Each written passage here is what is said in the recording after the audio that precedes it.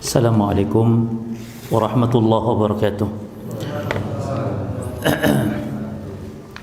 Alhamdulillah rabbil alamin, wassallallahu wasallama wa baraka ala nabiyyina Muhammadin wa ala alihi wa ashabihi wa tabi'in wa man tabi'ahum bi ihsanin ila yaumiddin wa sallama tasliman katsira, amma ba'd.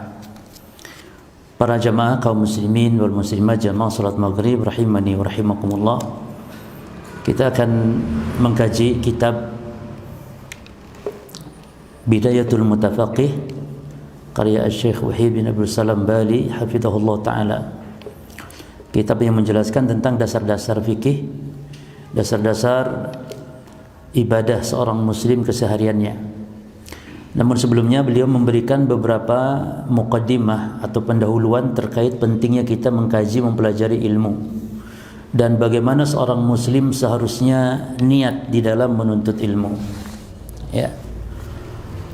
Baik, kita baca perkataan penulis Syekh Wahid bin Abdul Salam Bali hafizahullah ta'ala. Beliau mengatakan, alhamdulillah wahdahu wassalatu wassalamu ala rasulillahi wa ala alihi wa ashabihi wa ba'du. Jadi beliau membuka dengan memuji Allah, menyanjung Allah, kemudian bersolawat kepada Nabi. Ada berita apa? Oh, tapi kira ada kematian atau apa? Taib.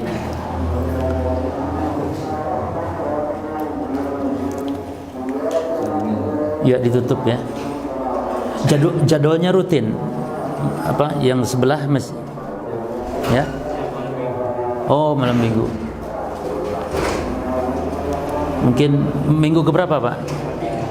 Oh, ya, mudah-mudahan enggak di sini terus kan itu ya. Baik, kita lanjut ya.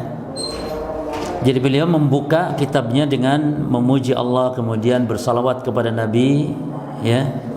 Ini menunjukkan bahwa di antara adab dalam memulai pembicaraan itu memuji Allah dan bersalawat kepada Nabi, ya. Lalu beliau mengatakan, rawal Bukhari wa Muslim an Muawiyah, diriwayatkan oleh Imam Bukhari dan Imam Muslim dari Muawiyah bin Abi Sufyan radhiyallahu anhu qala, dia mengatakan, sami'tu Nabiyya sallallahu alaihi wasallam yaqul, Nabi sallallahu alaihi wasallam bersabda, man yuridillahu bihi khairan yufaqihu fid din. Ya. Kata Nabi, barang siapa yang dikehendaki kebaikan oleh Allah, maka dia akan dipahamkan oleh Allah terhadap agama. Lalu beliau mengatakan, faman yasarallahu lahu subulat tafaqquh fid din, maka siapa yang Allah mudahkan untuk jalan mempelajari agama ini, faqad arada bi khairan, maka berarti orang itu telah dikehendaki kebaikan oleh Allah. Jadi kalau kita ini sudah dimudahkan oleh Allah hadir di masjid seperti ini untuk belajar ilmu, berarti kita wajib untuk meyakini bahwa Allah sedang menunjukkan kebaikan dan memberikan kebaikan kepada kita. Jangan ragu jemaah, jangan mungkin enggak, mungkin jangan. Tapi kalau jenengan dikasih duit sama Allah, nah baru ada dua kemungkinan, bisa sedang sampean diberi nikmat atau sampean dikasih azab dengan uang tersebut. Tapi kalau jenengan dimudahkan jalan untuk menuntut ilmu ke masjid, wajib untuk meyakini bahwa itu Allah sedang menghendaki kebaikan kepada kita. Wajib kita yakini. Wa ilmul fiqhi minal ulumil wasi'ah, dan ilmu fikih adalah ilmu yang luas. Bahwa yu'tikal ahkam syar'iyyah, yaitu ilmu fikih itu memberi pengetahuan kepada kita tentang hukum-hukum syariat jemaah. Ya. Makanya saya sering membawakan kajian-kajian itu, kalau tidak bahasan akidah, tauhid, bahasannya fikih. Karena memang dua ini yang paling mendasar. Akidah menjadi dasar amalan, dan fikih ini untuk bagaimana meluruskan amalan-amalan kita. Jadi saya kebanyakan kajian-kajian saya bahasanya ini dia. Kalau tidak akidah ya fikih, kalau tidak fikih ya akidah. Taib. Wa fi tasarrufatin nasi wa sulukihim, dalam perilaku manusia, dalam kehidupan manusia, dan fi hajatin wan nasu fi hajatin ilal fikhi atau ilal faqih alladhi yubayyinu lahum ahkam asy-syar'i asy-syarif. Dan kita manusia sangat butuh kepada ilmu, ya, kepada orang yang faqih. Al-faqih itu kepada ulama yang ngerti syariat, yang menjelaskan tentang hukum-hukum syariat, sehingga hatta la yaqau fil mukhalafat, supaya kita tidak jatuh kepada kesalahan, ya. Wa hatta ta'um 'alaihimul barakatu fid dunya wa yanalu ridhallahi fil akhirah. Dan juga supaya kita mendapatkan keberkahan di dunia, jadi dengan paham hukum-hukum syariat Allah memberikan keberkahan kita di dunia, dan dengan paham hukum syariat Allah memberikan keridhaan kepada kita di akhirat. Baik. Nah, bagaimana cara, ya, dalam kita meluruskan niat dalam belajar agar bermanfaat? Maka mu'allif mengatakan an-nawaya allati yanwiha talibul ilmi, niat-niat yang harus dimiliki oleh penuntut ilmu, ya. Jadi di sini pembahasannya sekarang beberapa niat-niat yang harus dimiliki oleh penuntut ilmu. Yang belajar ini niatnya apa gitu. Maka mu'allif memberikan arahan kepada kita. Yang pertama, jemaah. Yang pertama, yang punya kitabnya bisa dilihat, yang maksudnya punya PDF-nya dilihat. Yang pertama, tanwi an tata'allama al-ilma li ta'budallah ala basirah. Ini nih, niat yang pertama. Kita belajar ilmu agama ini niatnya agar kita beribadah kepada Allah itu di atas basirah, jemaah.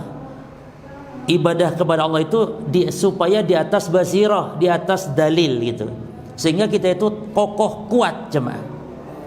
Kan ada orang-orang Islam, saudara-saudara kita, kalau ibadah itu dia tidak tahu dalilnya ada apa enggak ada, yang penting pokok ikut-ikutan karena enggak belajar. Nah, seorang muslim tidak boleh ibadah itu ikut-ikutan atau dia masih ngambang ada dalilnya enggak ya, ragu dia. Jangan, harus betul-betul kita sholat ini, kita puasa ini, kita zikir ini, kita baca ini, baca itu, kita mengamalkan ini dan itu, harus ada basirah, ya. Qala ta'ala, perhatikan dalilnya di surah Yusuf 108, dalilnya niat yang pertama ini. Allah Ta'ala mengatakan, qul hadhihi sabili ad'u ilallahi ala basirah. Kata Allah, katakan Muhammad, inilah jalanku yang aku berdakwah menyeru manusia kepada agama Allah. Apa kata Allah Ta'ala syaratnya? Ala basirah, di atas basirah, di atas dalil. Oleh karena itu beragama dasarnya adalah ilmu, dasarnya adalah dalil. Tapi yang kedua, jemaah sekalian, niat kita dalam belajar, tanwi an tata'allama al-ilma, niatkan dalam mempelajari ilmu. Yang kedua, li anna talabal ilmi ibadah. Niatkan bahwa menuntut ilmu ini ibadah. Ya, bahkan min ajalil ibadat, bahkan ibadah yang sangat agung. Karena solat kita, ibadah-ibadah kita tidak diterima oleh Allah kalau enggak dasarnya ilmu, kalau salah caranya. Maka niatkan menuntut ilmu adalah ibadah. Karena Nabi mengatakan, man salaka tariqan yaltamisu fihi ilman sahhalallahu lahu bihi tariqan ilal jannah. Siapa yang menempuh jalan untuk mencari pada jalan tersebut ilmu, di sini ada isyarat, jemaah, ya. Ilmu itu memang harus dicari dengan cara kita harus menempuh jalan. Dan menempuh jalan bisa dengan secara zahir kita yang berjalan, atau menempuh jalan yakni caranya harus ditempuh, ya. Jadi tidak ujug-ujug datang, ada istilah ilmu laduni kan itu, ya. Ilmu langsung dari Allah turun kepada kita. Tidak ada, jemaah, ilmu laduni enggak ada. Al-ilmu bita'allum wal hilmu bitahallum. Ilmu itu didapatkan dengan cara dipelajari, jemaah. Makanya jangan putus asa, yang sudah sepuh, yang sudah tua. Ada ulama yang baru mulai belajarnya umur 55 tahun, jemaah, dan menjadi ulama besar itu.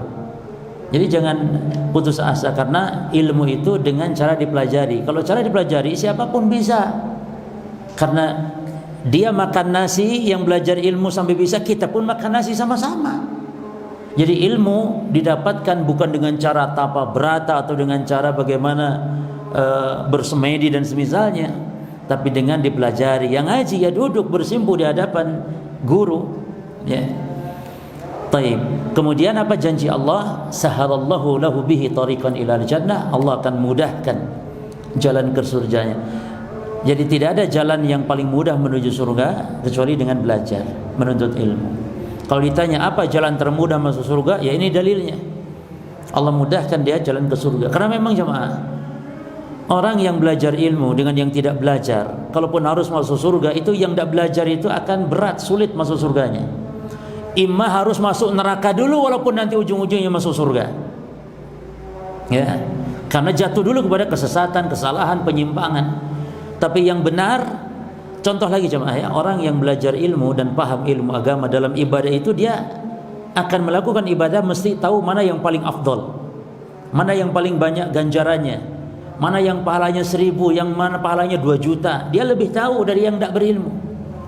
Contoh misalnya, orang yang jahil muslim berwudu dengan orang yang berilmu berwudu, itu beda dalam ganjaran jemaah. Kalau orang yang jahil, wudu itu dia dalam pikirannya sekedar untuk mengangkat hadas karena mau sholat saja, tidak lebih dari itu. Kalau orang yang jahil begitu, niat wudu itu untuk mau sholat saja. Tapi orang yang berilmu tahu fadilah wudu, dia mengharap pahala dari Allah, dia mengharap digugurkan dosa dari Allah, karena dia tahu bahwa orang yang berwudu, setiap basuhan air menggugurkan dosa-dosa yang ada di jasadnya. Ketika membasuh tangan, gugur dosa-dosa di tangannya. Ketika membasuh wajah, muka, gugur dosa-dosa yang ada di matanya, gugur dosa-dosa yang ada di lisannya. Jadi wudunya sama. Contoh saja, hatta minum coba ya, minum. 1 gelas air ini orang yang jahil minum ya minum saja, sekedar paling ya bismillah lah. Tapi kalau orang yang berilmu, dia akan mendapatkan banyak pahala dengan 1 tegukan air minumnya. Pertama, dia baca bismillah. Yang kedua, dia akan minum sambil duduk karena sambil mengharap pahala dari Allah. Yang ketiga, dia minum tidak langsung sekali nafas di bejana karena tahu ada hadis yang melarangnya. Tapi dia akan minum nafasnya di luar.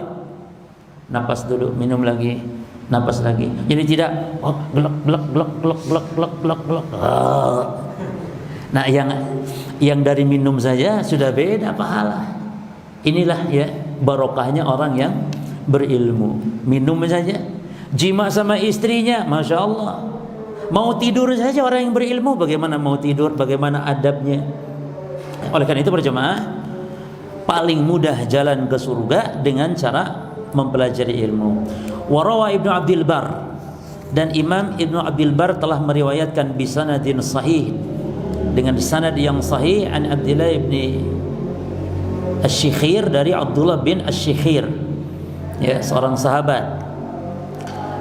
Qala, dia berkata, fadlul ilmi khairun min fadlil ibadah wa khairu dinikum ya al-wara.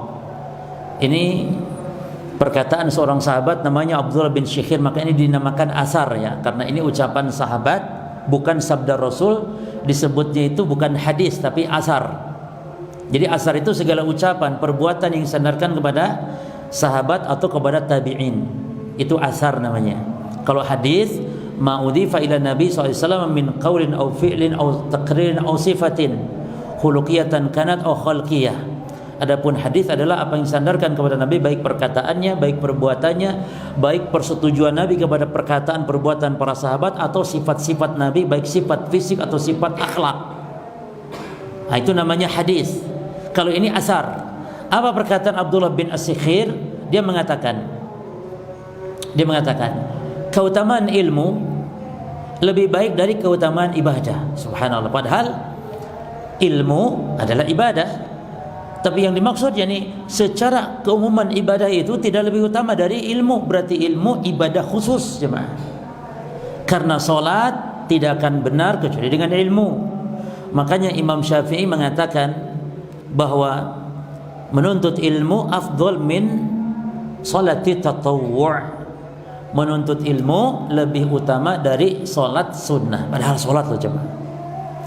Karena dari juga sisinya begini, kalau dari sisi tinjauannya begini, menuntut ilmu manfaatnya bisa untuk orang lain juga, bisa untuk Islam dan kaum muslimin, ya. Tapi sholat untuk siapa? Sholat untuk dia sendiri.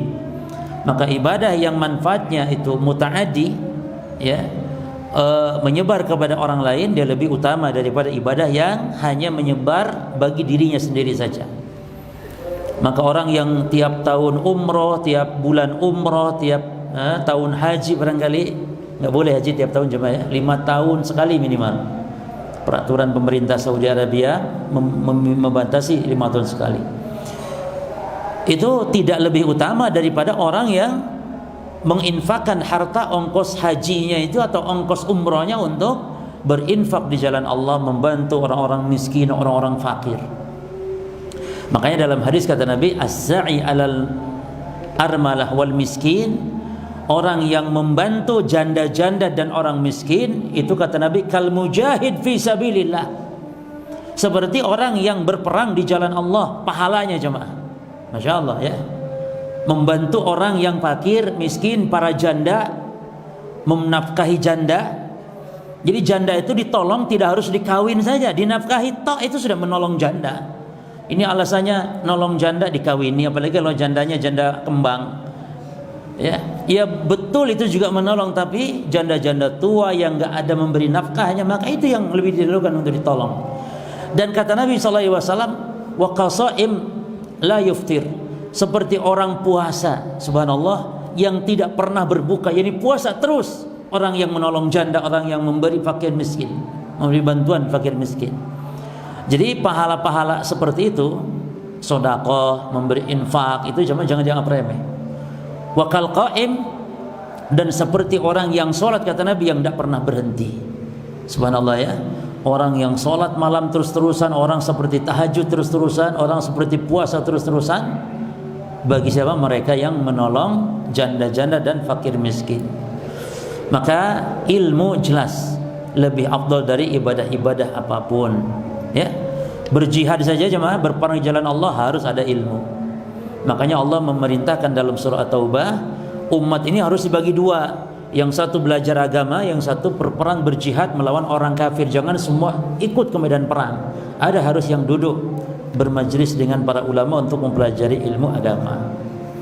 Taib. Yang ketiga jemaah, niat kita dalam belajar ilmu likai tusibaka da'watu Rasulillah sallallahu alaihi wasallam. Niat kita belajar ilmu agar kita mendapatkan apa yang didoakan oleh Nabi. Apa doa Nabi? Limustami'il ilm, kepada orang yang mendengar ilmu. Masya Allah jemaah. Wa hamilihi, dan orang yang membawa ilmu, wa muballighi, dan orang yang menyampaikan ilmu. Jadi Nabi mendoakan orang yang berdakwah menyampaikan ilmu, ustad-ustad, dan juga Nabi mendoakan para pendengarnya, jamaahnya. Didoakan Nabi semuanya. Yaitu faqad rawat Tirmidzi, diriwayatkan oleh Imam Tirmidzi, wa qala hasanun sahih, dan kata Imam Tirmidzi hadisnya hasan sahih, an Abdullah bin Mas'ud, dari Abdullah bin Mas'ud. Apa sabda Nabi ini? Nabi sallallahu alaihi wasallam bersabda, nadarallahu imra'an, semoga Allah mewajahkan, mencerahkan. Semoga Allah mencerahkan, memutihkan wajah, atau mencerahkan orang yang sami'a minna, orang yang mendengar ilmu dari kami, syai'an, sesuatu pun, yaitu hadis atau apapun. Ini sekarang kita sedang baca hadis Rasul, maka Nabi mendoakan kepada yang mendengar. Subhanallah, semoga Allah memutihkan wajah, semoga Allah mencerahkan wajah kepada orang yang mendengar dari kami syai'an, sesuatu dari ilmu, lalu faballaghahu kama sami'a, lalu dia menyampaikan sebagaimana yang dia dengar. Kata Nabi, faruba muballigin, terkadang, kata Nabi, muballagin, terkadang yang disampaikan, terkadang ya yang disampaikan, au'a min sami'in, lebih paham daripada yang menyampaikan. Artinya jemaah, terkadang ilmu ini bermanfaat ya, walaupun kita sekedar menyampaikan saja. Terkadang mereka yang kita sampaikan ilmu lebih paham, lebih manfaat kadang. Maka kita jangan sungkan-sungkan, jangan ragu-ragu untuk men-share ilmu. Apalagi sekarang dunia media sosial ya, sangat bagus itu. Share ilmu, sebarkan ilmu. Ketika orang dapat hidayah, orang tersebut didoakan Nabi, dan kita pun yang menyampaikan termasuk yang mendapatkan dari doa Nabi sallallahu alaihi wasallam. Ya, jadi kita niat belajar ini agar kita mendapatkan bagian dari doanya Kanjeng Rasul sallallahu alaihi wasallam. Taib, yang berikutnya jemaah. Yang keberapa? Yang keempat. Tanwi an tata'allama al-ilma, kita niat menuntut ilmu likay yarfa'aka Allahu bihi darajat, agar Allah mengangkat derajat kita. Itu niatkan. Berarti boleh ya kita ingin diangkat derajat oleh Allah. Kalau oleh makhluk ya jangan ngotot jemaah. Jangan kita ingin disanjung oleh makhluk, ingin diangkat derajat martabat oleh makhluk. Jangan. Karena makhluk hanya sementara dia mungkin punya ya kekuasaan dan semisal, tapi yang mengangkat derajat Allah maka akan abadi. Kenapa kita berharap demikian? Karena Allah menjanjikan. Maka kalau kita berharap terhadap sesuatu yang dijanjikan Allah, kalau kita mengharap upah apa yang Allah janjikan, itu namanya ikhlas. Jangan seperti sebagian orang-orang tasawuf, katanya kalau ibadah masih berharap pahala itu ibadah, yang minta upah itu ibadah tidak ikhlas. Subhanallah. Kalau upahnya dari Allah, memang kita wajib untuk mengharap upah itu dari Allah, karena Allah menjanjikan. Wajib kita untuk lebih berharap terhadap apa yang dijanjikan oleh Allah. Kalau mengharap upahnya dari manusia, dari makhluk, nah itu yang disebut syirik, itu yang disebut dengan riya misalnya, atau itu yang disebut dengan beribadah dengan mengharapkan makhluk, tidak mengharap wajah Allah. Taib, ayatnya di surah Al-Mujadalah ayat 11 ya, Allah berfirman, yarfa'illahu alladhina amanu minkum walladhina utul ilma darajat. Allah mengangkat ya kepada orang beriman di antara kalian dan orang yang diberi ilmu. Jadi orang yang belajar ilmu diangkat oleh Allah. Apanya? Darajat, beberapa derajat di dunia dan derajat di akhirat jemaah. Kalau di dunia derajat bisa bermakna yakni kemuliaan. Makanya kalau ada jenazah yang harus dikuburkan satu lubang kubur, boleh jemaah ya. Kalau kondisi kita berhajat ya, mungkin ngirit-ngirit tanahnya sempit, nggak ada mani tanah misalnya, atau dalam kasus-kasus bencana besar, jenazah banyak ratusan, maka kita kuburkan beberapa jenazah, tidak masalah dalam satu lubang kubur. Namun mana yang harus kita dahulukan untuk menghadap, untuk kita dahulukan ke lubang lahatnya? Yang paling tahu ilmu agama, yang paling banyak hafalan Qur'annya, sebagai bentuk penghormatan kepada orang tersebut. Adab. Yang jadi imam juga demikian. Jadi imam itu tidak boleh sembarangan loh jemaah. Kalau kita merasa bacaan kita jelek, hafalan pun tidak banyak, jangan kita untuk memposisikan diri jadi imam, nggak boleh. Karena imam itu adalah aqra'ukum li kitabillah. Siapa yang paling bagus bacaan kalian di antara kitabullah, walaupun bocah kecil, jadikan imam. Makanya Umar bin Salamah di zaman Rasul ada yang mengimami kaumnya pada usia masih 6 atau 7 tahun coba, masih bocah ya. Oleh karena itu kita menyunati anak itu jemaah. Kalau bisa itu ya pas lahir itu ya disunat langsung aja anak itu, anak laki-laki itu. Karena bisa jadi anak kita 7 tahun, 8 tahun, 9 tahun sudah pantas jadi imam. Ya. Ini ndak sebagian di daerah Jawa Timur ke sana ya, khususnya ke daerah kami di Tulungagung jemaah. Itu kebiasaan, memang adatnya sunatan itu sudah SMP jemaah. Saya kena heran loh. Bulunya sudah ada belum SMP jemaah? Yang sunnah itu boleh juga pas akekahan sekalian sunat, dan juga supaya bayi itu tidak sakit gitu loh. Kalau sudah dewasa, apalagi sudah umur 20 tahun, oh terbayang bagaimana disunat gitu ya. Jadi biasakan anak kecil itu ya, yani sunat itu memang tidak ada batasan ya. Yang penting pokok sebelum balik sudah dalam keadaan apa? Sudah keadaan dikhitan sebelum balik. Karena khitan fungsinya bagi laki-laki adalah untuk dalam rangka kesucian ketika beribadah. Sementara kalau tidak sempurna ibadah dengan sesuatu, atau tidak terpenuhi suatu kewajiban dalam ibadah kecuali dengan sesuatu, maka sesuatu itu menjadi wajib. Min ba'di ma la yatimul wajib illa bihi fa huwa wajib, gitu kaidah menyebutkan. Maka kalau kita bersuci tidak akan bersih ya, kecuali harus dengan membersihkan kemaluan, dan tidak akan bisa sempurna kecuali dengan berkhitan, maka berkhitan menjadi wajib. Beda dengan perempuan. Kalau perempuan fungsinya bukan untuk masalah kebersihan, sehingga khitan bagi mereka sunnah saja ya. Bagi wanita tidak wajib, tapi bagi laki-laki hukumnya wajib jemaah. Taib.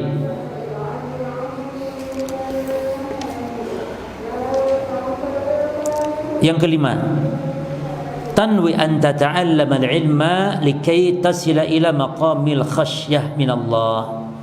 Kita belajar ilmu itu agar sampai kita ini kepada maqam orang yang takut kepada Allah.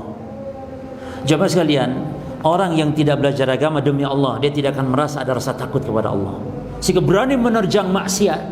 Bahkan orang yang jauh dari ilmu mau mati pun gak takut jemaah, karena tidak tahu apa di alam barzah yang terjadi. Coba lihat preman-preman itu, apa takut mati? Gak takut mati mereka, karena tidak tahu apa yang terjadi di alam barzah. Bukan berarti kita harus takut mati, tidak jemaah sekalian, kita harus mempersiapkan kematian. Maka kita harus betul-betul menyiapkan kapanpun. Namun maksudnya orang yang tidak berilmu, dia akan tidak ada rasa takut kepada Allah, dia akan menerjang hal yang dilarang oleh Allah, tidak ada rasa takut. Karena hanya orang yang berilmu yang ada rasa takut kepada Allah. Maka dengan menuntut ilmu agar kita mencapai makom khasyah min Allah, makom takut, posisi kedudukan kita takut kepada Allah. Dan ini dalam surah Fatir jemaah ayat yang ke-28 dalilnya. Allah menyebutkan innama yakhsyallaha min ibadihil ulama'u. Sesungguhnya innama itu kata yang menunjukkan pembatasan. Arti pembatasan berarti hanya orang ini yang takut kepada Allah. Siapa? Ulama. Ini hanya orang yang berilmu yang takut kepada Allah. Maka siapa manusia yang paling takut kepada Allah? Jawabannya ya Kanjeng Rasul sallallahu alaihi wasallam. Makanya kata Nabi, ini atqakum lillah wa akhsyakum lah. Ya. Sungguhnya aku orang yang paling takut, paling bertakwa kepada Allah, kata Nabi. Ya. Tapi yang keenam,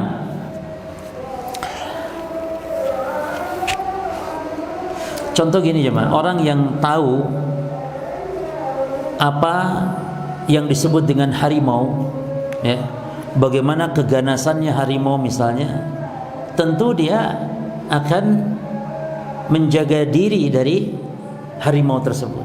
Tapi yang tidak tahu harimau disangkanya kan bentuknya kayak kucing, ya, sama dengan kucing misalnya, dia akan masuk saja, masuk kandang harimau mau saja. Kenapa?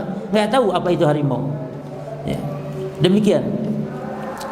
Kemudian yang keenam, tanwi an tata'allama al-ilma. Perhatikan jemaah, niatkan dalam menuntut ilmu itu likai ta'khudha thawaba majalisil ilm. Niatkan kita menuntut ilmu untuk mendapatkan pahala keberkahan majlis ilmu. Saya sering sampaikan jemaah, kalau hadir di majlis ilmu walaupun jenengan ngantuk di masjid ini ya, dari awal itu sudah bismika Allahumma ahya wa amut, dari awal duduk itu sampai selesai kajian dia itu tetap dapat keberkahan majlis ilmu. Beda yang cuma di rumah, maka ngapain ada pengajian walaupun ya, ngapain pulang sudah duduk walaupun dengarnya tidak seberapa kedengaran, karena dapat berkah. Loh jemaah sekalian, ada orang yang hadir di majlis ilmu namun niatnya bukan niat ngaji, tidak niat ngaji dia, tapi ada hajat untuk nemuin orang yang sedang ngaji di situ. Maka ketika Allah mengatakan kepada para malaikat, kata Allah, "Ishhadu ya malaikati," saksikan wahai para malaikatku, "qad ghafartu lahum," saksikan malaikatku, aku telah ampuni dosa-dosa mereka semuanya. Lalu kata malaikat, "Ya Allah, ada yang niatnya," dan ini bukan berarti Allah nggak tahu. Malaikat ingin yakni menampakkan bagaimana kebesaran, keagungan Allah. Wahai Allah, ada yang niatnya nggak ngaji tapi ada di majlis itu. Maka apa kata Allah? Semuanya bangkitlah kalian dalam keadaan kalian terampuni dosa-dosanya. Niat nggak ngaji loh jemaah, apalagi jenengan niatnya memang ngaji, cuman ngantuk tidur, bacanya bismika Allahumma ahya wa amutu, berkah. Maka alhamdulillah nih sekarang sudah dibuka pengajian-pengajian di musim pandemi ya, majelis offline seperti ini hadir langsung, alhamdulillah. Namun tetap protokol jemaah. Ini masjid ini termasuk, ini masjid yang tidak protokol termasuk. Ini masjid yang pengurusnya di sini dan jamaahnya berarti tidak taat pemerintah.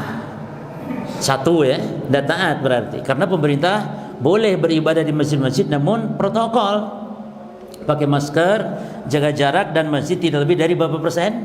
Oh, apalagi tambah itu tambah ya, tambah tidak protokol wisna itu. Jadi terapkan protokol jemaah. Ya, silakan musyawarah.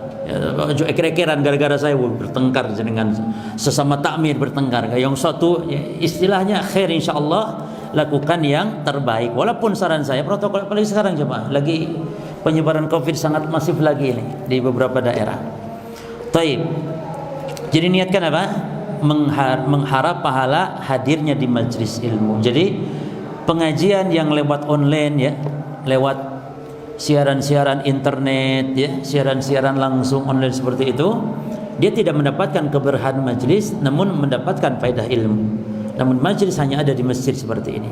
Kata Nabi SAW, majtama qaumun fi baitin min buyutillah, tidaklah satu kaum berkumpul di salah satu rumah di antara rumah Allah, lalu yatluna kitab Allah, membaca kitab Allah, wa tadarasunahu bainahum, dikajinya di antara mereka kitab Allah, illa nazalat alaihimus sakinah, kecuali Allah turunkan sakinah, Allah turunkan ketenangan, wa ghasyiyatuhum rahmah, Allah liputi dengan rahmat, wa hafathumul malaikah, malaikat menaunginya. Subhanallah. Jadi malaikat-malaikat Allah itu yang tugasnya memang ada yang hanya hadir majlis-majlis ilmu seperti ini. Ada tugas malaikat itu yang hanya nyatet ngabsen orang-orang yang masuk masjid ketika sholat Jumat jemaah, sampai imam naik mimbar. Makanya jenengan kalau telat ojo sampai lo jemaah, sampai imam naik mimbar, karena sudah tidak mendapatkan ya, tidak mendapatkan pahala absennya para malaikat itu, mendapatkan pahala seperti berkurban. Kalau yang pertama masya Allah jam 11 ya, atau jam 11 kurang, setengah 11 sudah duduk, itu yang mendapatkan seperti pahala kurban unta, berikutnya kurban sapi, berikutnya kurban kambing, berikutnya kurban ayam, berikutnya telur. Maka di sini menunjukkan kurban itu tidak harus menyembelih maknanya. Jadi berkurban itu bukan berarti harus menyembelih, namun menyembelih salah satu bentuk berkurban. Apa kurban maksudnya? Taqarrub kepada Allah. Sekarang telur, apakah telur bisa disembelih jemaah? Telur. Makanya yang memberikan sesajen kembang di perempatan jalan itu namanya telah berkurban dia. Dengan sesajen tersebut, dengan kembang merah, kembang melati, sama apa lagi? Pisang, apa lagi biasanya? Di perempatan jalan loh, untuk tolak bala, tolak sial, tolak corona. Kepada siapa dia persembahkan taqarrubnya dia? Kepada penguasa perempatan tersebut. Jinnya siapa namanya, mbah siapa, dan seterusnya. Syirik jemaah sekalian. Jadi tidak boleh taqarrub itu hanya kepada Allah, mempersembahkan sembelihan dan yang semisal. Ya. Taib, lalu wa dzaqarahumullahu fi man indah, dan Allah akan puji-puji, sebut-sebut namanya. Subhanallah. Jadi namanya dia jemaah disanjung-sanjung oleh Allah di hadapan para malaikatnya yang ada di hadapan Allah. Makanya nama-nama itu ya bisa jadi di dunia nggak terkenal, tapi di alam langit sana terkenal karena dengan amalan-amalannya disanjung. Lalu waman bata'a bihi amaluhu, perhatikan, lam yusri' bihi nasabuh, maka siapa yang lambat amalnya nggak bisa dipercepat dengan nasabnya. Nasabnya walaupun dia gelarnya Habib, nasabnya sampai kepada Kanjeng Rasul Habib, namun amalannya jemaah lambat, tidak sesuai dengan contoh-contoh Rasul, tidak sesuai dengan sunnah Rasul. Tidak bisa gara-gara dia seorang Habib menjadi enak langsung masuk surga. Nabi enggak, Fatimah saja kata Nabi, ya Fatimah salini min mali fa inni la ugni anki minallahi syai'a. Wahai Fatimah, nek harta minta kamu kepada bapakmu Muhammad Rasulullah, minta nek harta, tapi dalam urusan-urusan amal-amal ibadah aku enggak bisa bermanfaat, aku enggak bisa menolong kamu di sisi Allah kelak di hari kiamat. Itu Fatimah sudah disegel begitu sama Rasul, apalagi kita jemaah. Artinya Rasul punya syafaat, namun syafaat Rasul tetap syaratnya kita harus punya modal. Seseorang harus bertauhid kepada Allah. Kerabat Nabi pun kalau tidak bertauhid kepada Allah tidak akan mendapatkan syafaat Rasul. Itu maksudnya. Maka diperintah untuk beriman agar mendapatkan syafaat Rasul sallallahu alaihi wasallam. Kemudian yang keberapa? 7 ya jemaah ya. Betul. Islam nek nomor sembarang jemaah, yang penting berikutnya tanwi anta ta'allama al-ilma, perhatikan, niatkan kita di dalam menuntut ilmu, li tadhi'al malaikatu ajnihataha laka ridwan bima tasna'. Oh, Masya Allah. Agar malaikat-malaikat itu menghamparkan sayapnya kepada kita karena mereka rela ridho, senang dengan apa yang kita lakukan. Kita ini karena malaikat itu alam gaib jemaah, kita tidak tahu kalau malaikat sedang menghamparkan sayapnya. Dan makna menghamparkan ada beberapa makna jemaah ya. Yang pertama, menghamparkan sayap yakni hormat kepada para penuntut ilmu, kepada yang hadir di majelis ilmu. Itu maksud malaikat menghamparkan sayap. Maknanya apa? Hormat. Kalau kita begini, ada yang macam-macam hormatnya. Malaikat dengan cara menghamparkan sayapnya. Hal ini sebagaimana disebutkan oleh Imam Al-Khattabi jemaah ya. Imam Al-Khattabi. Maksud malaikat menghamparkan sayap ada 3 makna. Makna yang kedua jemaah sekalian, maksudnya adalah menghamparkan sayap, yakni para malaikat tersebut menaunginya, ya, jadi mencurahkan keberkahan, rahmat, menaunginya. Dan makna yang ketiga, malaikat yakni adamut tayran, malaikat tidak terbang, artinya ikut duduk majlis di majlis para ulama. Nah, itulah keutamaan orang yang hadir di majlis ilmu. Dan ada hadis yang dibawakan oleh muallif. Hadis yang dibawakan oleh muallif di sini. Hadisnya panjang para jemaah sekalian ya. Hadisnya panjang. Namun kita baca di antara inti dari pembahasan hadis ini. Taib. Di mana di dalam hadis ini dikatakan Nabi SAW bersabda, innal malaikata la tad'u ajnihataha li talibil ilmi ridwan bima yatlub. Bahwasanya para malaikat itu mengepakkan atau menghamparkan sayap-sayapnya. Kenapa sayap-sayapnya? Karena malaikat itu sayapnya ada yang sampai ya, dan tidak ada yang tahu jumlahnya jemaah kecuali Allah. Cuman ada yang banyak sekali, sampai-sampai malaikat Jibril itu sayapnya 600 sayap. Malaikat Jibril 600 sayap loh jemaah sekalian ya. Dan sayap malaikat Jibril yang 600 ini, ketika yang satu sayapnya itu dikepakkan oleh malaikat Jibril, Nabi pernah melihatnya, itu syaddal ufuq bainal masyriq wal maghrib. Jumlahnya 600 sayap. Pernah yang satu sayap dari 600 ini, cuman satu sayap dikepakkan jemaah, dikepakkan sayapnya, dan itu menutupi barat atau timur sampai ke baratnya bumi, tertutupi dengan sayapnya Jibril. Bagaimana kalau 600-nya yang berkepak semuanya? Ini menunjukkan dahsyatnya malaikat Jibril. Maka malaikat yang paling agung, kalau ditanya siapa malaikat yang paling agung, Jibril para jemaah. Tapi malaikat yang paling agung ada 3 malaikat ya. Yang pertama Jibril, yang kedua Mikail, yang ketiga Israfil. Itu 3 malaikat agung. Yang 3 malaikat ini tugaskan oleh Allah tentang kehidupan. Jibril kehidupan hati, ditugaskan tentang wahyu yang menghidupkan hati manusia. Lalu Mikail ditugaskan oleh Allah untuk menghidupkan tumbuh-tumbuhan ya, dengan menurunkan hujan, menumbuhkan tumbuh-tumbuhan. Jadi kehidupan tumbuh. Itu malaikat Mikail. Adapun Israfil, kehidupan juga ditugaskan. Itu kehidupan orang yang mati, dihidupkan, dibangkitkan kembali ketika dia ditugaskan meniup sangkakala di hari kiamat ya. Baik. Jadi malaikat yang agung 3, Jibril, Mikail, dan Israfil. Baik. Nah, malaikat mengepakkan sayap-sayapnya li talabil ilm, bagi para penuntut ilmu, ridwan bima yatlub, karena ridho apa yang mereka tuntut ya. Jadi niatkan agar kita mendapatkan yakni keutamaan para malaikat mengepakkan sayapnya. Kemudian yang ke-8, niat dalam menuntut ilmu likai takuna min khiyarin nasi wa akramihim indallah. Jadi menuntut ilmu itu tujuannya kita agar menjadi manusia yang paling mulia di sisi Allah, paling mulia, yang paling terbaik di sisi Allah Subhanahu wa taala. Ya.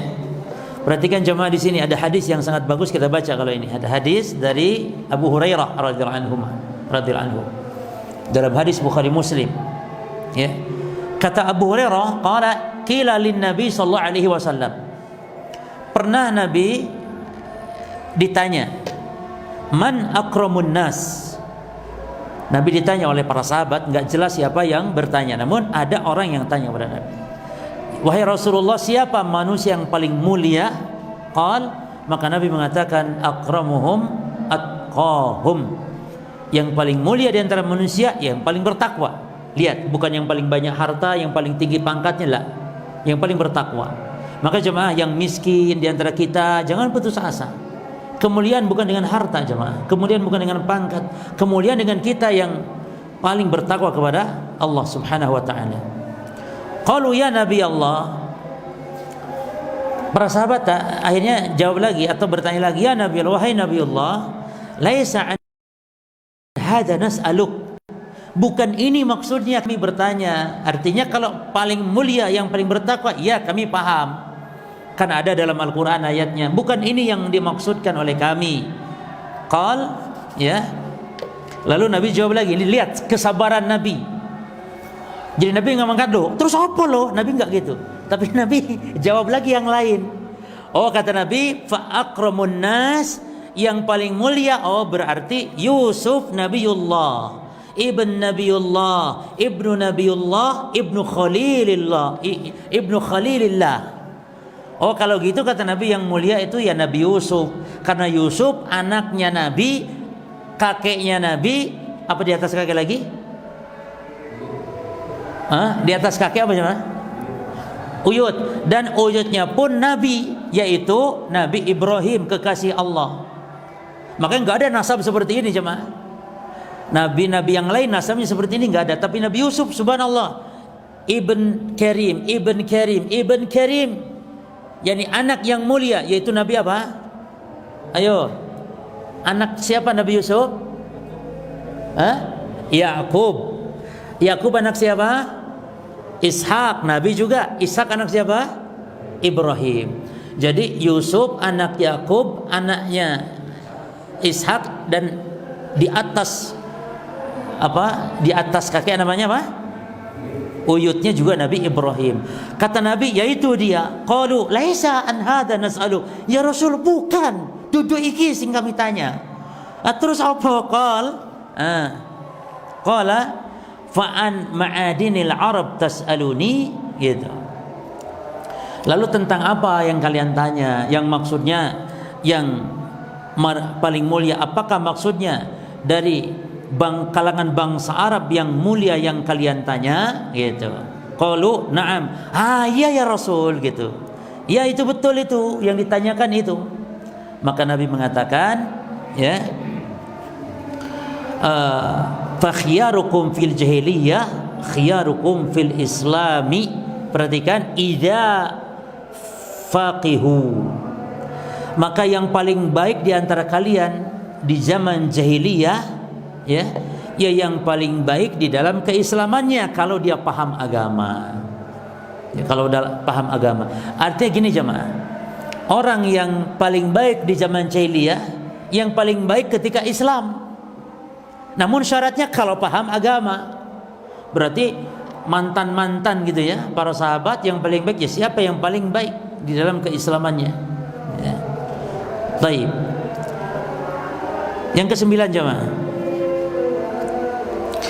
tanwi an tata'allama al-ilma li'annahu afdalu min nawafilil ibadat.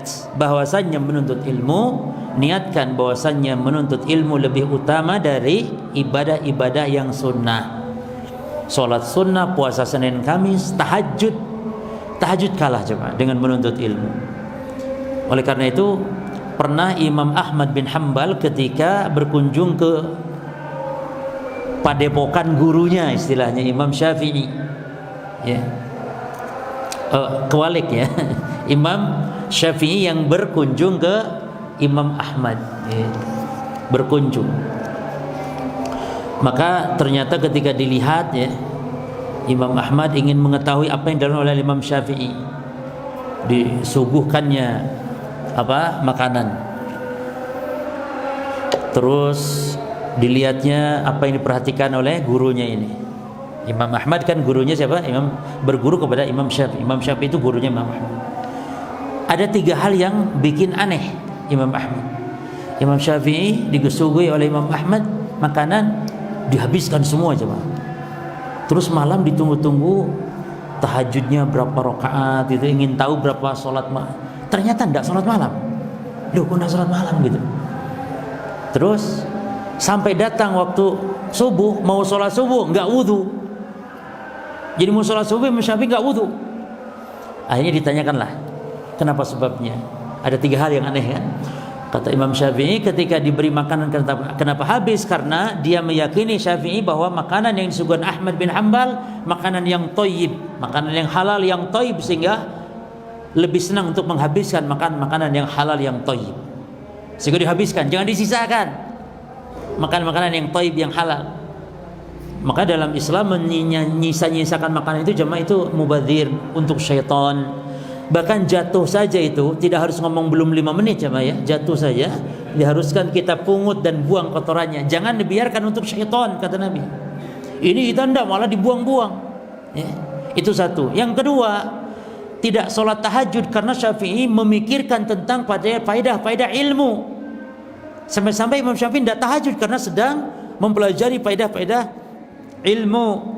Lalu kenapa sholat subuh tidak wudhu? Karena Syafi'i masih punya wudhu bekas kemarin atau bekas waktu sholat isya, jadi tidak batal.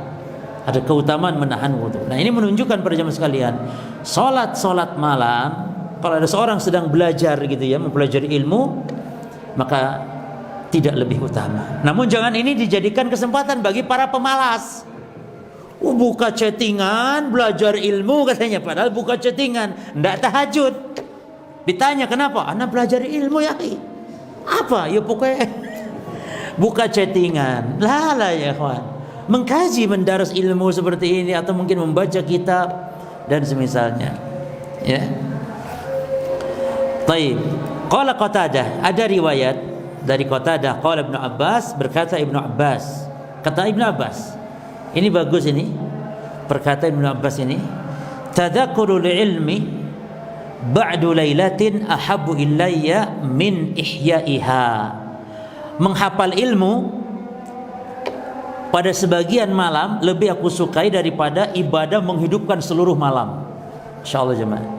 Yani menghafalkan ilmu ya, yani mengingat ilmu pada sebagian malam ya, itu lebih aku sukai daripada ihya'iha, daripada ibadah menghabiskan seluruh malam, tahajud misalnya. Ini luar biasa. Makanya tadi disebutkan menuntut ilmu lebih utama dari seluruh ibadah. Ishaq bin Mansur mengatakan, qultu li Ahmad bin Hanbal, ini muridnya Imam Ahmad. Aku bertanya kepada Imam Ahmad, ya, ayu ilmin arada, ya. Kalau disebut ilmu apa yang dimaksud? Gitu. Imam Ahmad ditanya demikian. Imam Ahmad menjawab, huwal ilmu alladhi yantafi'u bihi an-nasu fi amri dinihim. Kalau disebut ilmu yang utama bermanfaat, yang dimaksud ilmu yang manusia mengambil manfaat dengannya dalam urusan agama-agama mereka. Berarti ilmu apa yang dimaksud? Yang utama ilmu agama, ilmu syar'i. Baik. Masih ada yang lain ucapan-ucapan para as-salaf yang bagus, kita baca. Adzan dulu ya. Belum?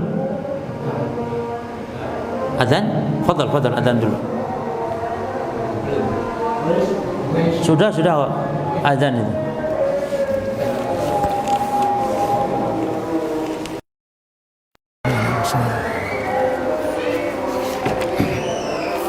Bismillah, alhamdulillah, wassalatu wassalamu ala rasulillah, thumma amma ba'd.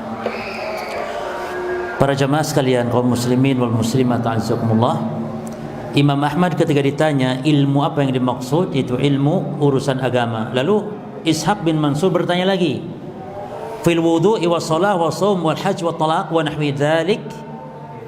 Apakah ilmu yang dimaksud bagaimana cara wudu, bagaimana cara salat, bagaimana cara puasa, haji dan talak, ya? Atau yang semisal? Kata Imam Ahmad, na'am, iya. Nah, jadi ilmu fikih seperti ini perlu untuk dikaji jemaah. Bahkan di sini perhatikan termasuk talak. Jadi cara-cara mentalak istri harus paham kaum muslimin. Jadi jangan yang diajarkan itu bagaimana hubungan romantis dalam keluarga, hubungan bagaimana yakni menghangatkan hubungan keluarga, jangan. Kaum muslimin khususnya kaum laki-laki dan juga kaum perempuan harus diajari bagaimana cara talak yang benar. Karena banyak orang yang tidak sadar jatuh kepada talak dan tidak menyadari kalau itu talak, para jemaah. Ya. Di dalam hadis kata Nabi salah satu jidduhuna jiddun wa hazluhuna jiddun at-talaq wa ruju' wal aqd. Ada 3 yang seriusnya dianggap benar, yang bercandanya, guyonnya pun dianggap benar. Yaitu apa? Talak, rujuk dan akad nikah, ijab kabul. Dan ada orang sekarang kalau bertengkar sama istri langsung mengatakan saya cerai kamu. Itu tidak boleh jemaah sekalian. Karena kalau secara hukum itu jatuh. Dengan sekedar mengucapkan talak gitu saya jatuh. Cuman masalahnya yang terjadi di lapangan, banyak para suami ketika bertengkar sama istrinya mengatakan cerai, cerai, talak, talak, talak, sudah mungkin 50 balik mungkin sudah. 50 kali mungkin sudah para jemaah. Lalu bagaimana kasus seperti ini? Itulah karena banyak yang jahil dalam urusan hukum talak ini. Sehingga harus dipelajari jemaah sekalian. Maka nanti di sini pun ada babnya tentang masalah itu. Jadi mungkin perlu disampaikan jemaah ya. Orang yang seperti itu kasusnya, dan ini banyak terjadi. Orang seperti itu talak itu tidak jatuh jemaah. Karena dia jahil. Sementara talak itu disebutkan oleh Allah harus adanya azamut talak, harus adanya tekad, dan azam di situ ada 2 syaratnya. Azam talak itu artinya yang pertama niat talak. Makanya kalau ada seorang suami mengatakan kepada istrinya, kamu pulang saja ke rumah orang tuamu sana, saya sudah muak sama kamu, ya, mulio kono, misalnya ngomongmu kono mulai, itu nggak jatuh talak selama tidak ada niatnya. Nah, kalaupun mau menakut-nakutin istri, mungkin ketika mungkin istri ndak taat kepada kita, boleh dengan cara-cara seperti itu. Tapi tidak boleh beneran gitu loh jemaah, maksudnya. Ya, untuk menakut-nakuti. Kemudian yang kedua harus paham jemaah. Ada orang yang ngomongnya talak tapi tidak paham kalau itu talak. Sebagian orang di kampung jemaah ya, di kampung sebagian dia memahaminya kalau talak itu kalau sudah datang ke pemudin baru talak namanya. Istrinya dibawa ke pemudin, diceraikan di depan pemudin, baru itu talak namanya. Kalau cuman bertengkar di rumah suami istri, yo enggak talak, cuman ngomongnya talak. Talak kamu, tak cerai kamu. Kamu sudah saya cerai kamu sekarang. Piro mas? Wis 1000 mesisan. Bukan 3 kali, 1000 sekalian katanya. Tidak boleh. Jadi kalau orangnya paham hukum itu jatuh talak. Jadi talak itu cukup SMS, cukup WA, asal istri punya kuota jemaah. Jadi dengan meng-WA gitu, kamu dek saya talak, saya cerai sekarang. Itu kalau istrinya nerima ya WA-nya itu jatuh itu sudah. Tapi kalau istrinya nggak ada kuota jemaah, apalagi nggak ada sinyal, nggak jatuh itu.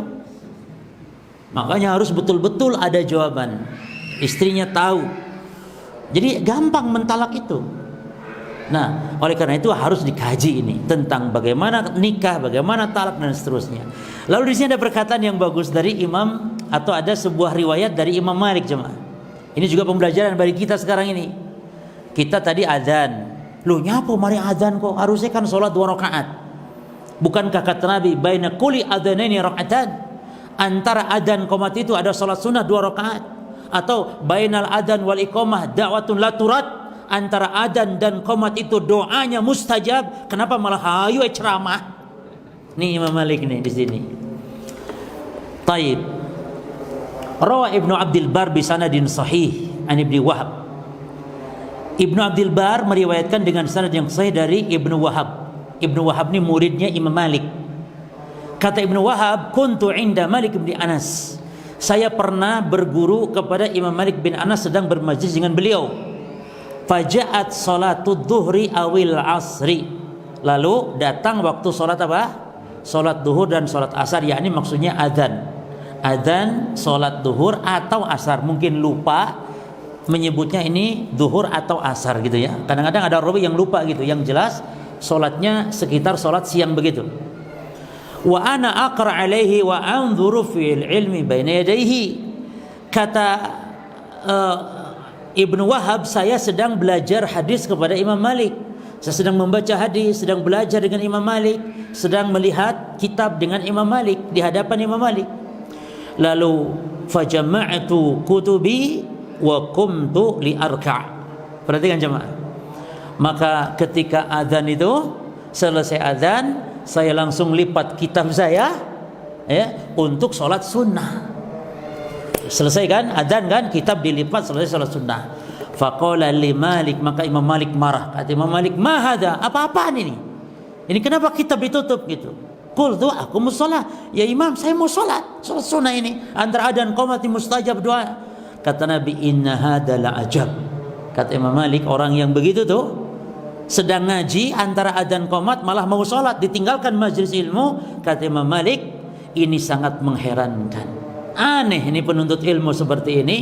Famaladzi kumta ilaihi bi afdal milladzi kunta fihi. Maka yang kamu sholat berdiri tidak lebih utama daripada kamu duduk membaca kitab di hadapanku, kata Malik.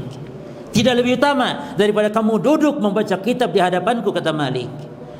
Idza sahhat niyatu fihi, dengan syarat kalau niatnya lurus. Artinya menuntut ilmu tadi lebih afdal kalau apa niatnya? Kalau sahih niatnya karena Allah belajar ilmunya. Intinya jemaah, kalau antara adzan qomat ketika sedang ngaji seperti ini, jangan bangkit sudah, tinggalkan sholat kebiasaan kita itu. Dengarkan majelis sampai nanti selesai. Karena pertama, kalau itu sudah kebiasaan jenengan, misalnya qobliyah duhur ya, berapa rakaat biasanya jenengan? 4 rakaat. Ketika ada majelis ilmu misalnya, tinggalkan qobliyah itu, jenengan lakukan nanti setelah sholat duhur. Sholat berapa? Sholat 2 rakaat ba'da duhur, lalu sholat lagi 4 rakaat 2-2. Apa sholatnya nih? Qobliyah duhur. Kok bisa dilakukan setelah? Ini namanya mengqadha karena ada hajat. Rasul pun pernah, bahkan para jemaah Rasulullah itu ketika itu ada tamu loh jemaah. Coba dalam menghadapi tamu. Jadi kadang-kadang hal-hal seperti itu Rasul meninggalkannya. Makanya terkadang di zaman Rasul sedang ngobrol dengan para sahabat, ada jenazah lewat. Berarti menunjukkan Rasulnya tidak apa jemaah? Jenazah lewat loh, kata Nabi. Ketika para sahabat memuji-muji jenazah tersebut, kata Nabi, wajabat. Artinya mayit tersebut berhak mendapatkan apa yang dipujikan para sahabat, yang mendapatkan surga. Jadi kalau ada mayit yang memuji-muji kaum muslimin, maka mayit itu insyaallah ahlul jannah. Tapi pujiannya asli, bukan puji-pujian bohongan. Mayit baik-baik, mayitnya soleh-soleh, bukan begitu. Memang orang merasa kehilangan. Masya Allah nih orang ini ya mendakwahkan, orang ini ibadahnya Masya Allah. Orang merasa kehilangan jemaah.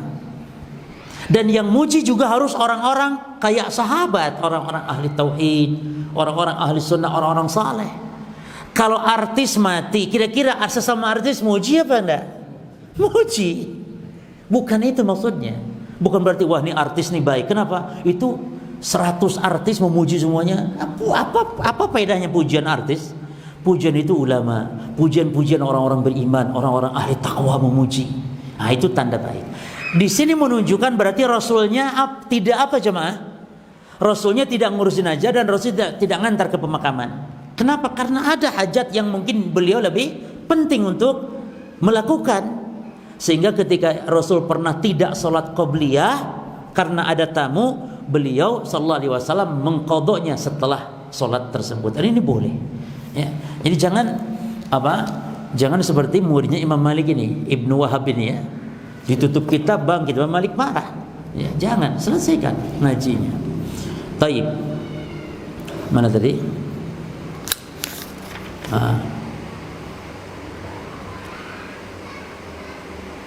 Tapi rawa Ibnu Abdul Bar bisanadin hasan an Sufyan ats-Tsauri.